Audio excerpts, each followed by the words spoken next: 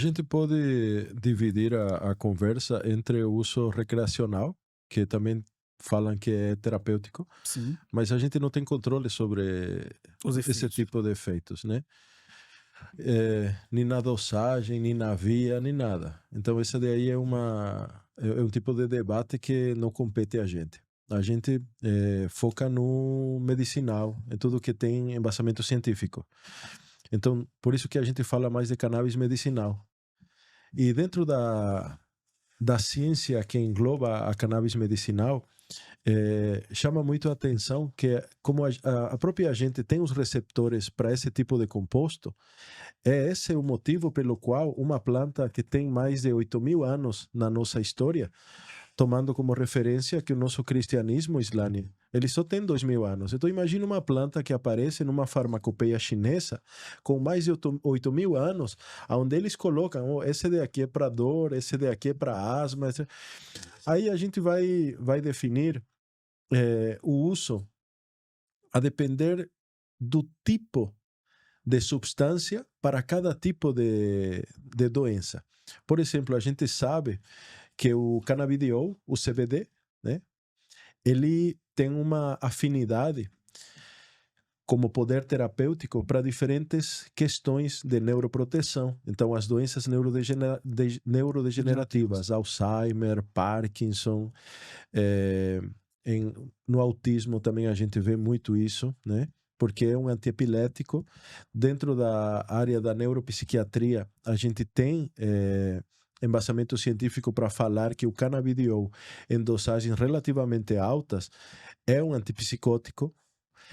Eh, Já o THC é mais para galera oncológica, questão de apetite e principalmente dor crônica.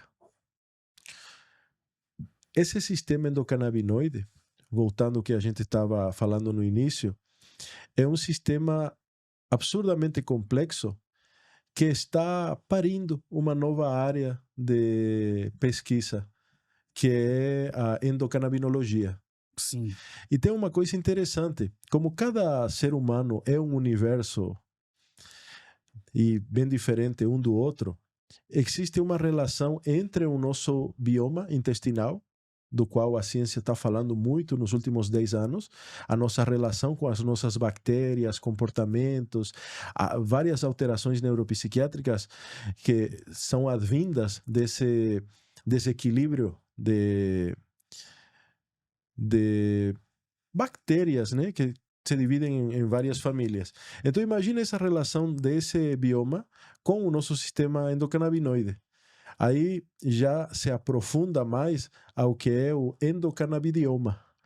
Então, é uma relação muito específica e pessoal do sistema endocannabinoide com o nosso microbioma intestinal. Então, são novas áreas que a área da saúde está abraçando e com, a, com o avanço da ciência, a gente cada vez tem mais produção científica sobre. Basicamente, a gente fala mais do THC e do CBD, né? Como as duas substâncias mais preponderantes dentro da cannabis medicinal. Mas os canabinoides se dividem em mais de 150 tipos. Então, a gente tem o CBN, que é o cannabinol, tem o CBG, que está muito presente na copaíba, por exemplo, que é a cannabis brasileira. sim. E o CBG, ele se divide posteriormente em THC e CBD. Então, é como se fosse uma substância um pouquinho antes dos outros dois que a gente citou anteriormente.